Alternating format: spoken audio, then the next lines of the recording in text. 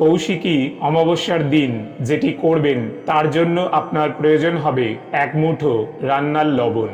লবণকে হিন্দু লোকাচারে শুদ্ধিকরণ ও negative শক্তি শোষণের প্রতীক হিসেবে ধরা হয়। এর সঙ্গে লাগবে একটি কালো কাপড়, একটি ধূপকাঠি বা অল্প ধুনো এবং একটি মাটির পাত্র।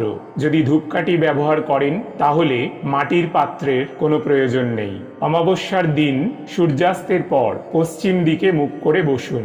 লবণটি কালো কাপড়ে জড়িয়ে নিন। এটা একটা পুটলির মতো করুন।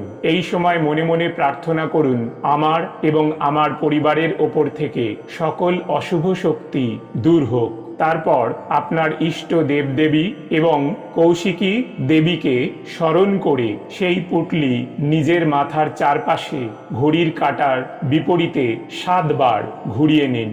এরপর সেটা বাড়ির বাইরে কোনো নির্জন জায়গায়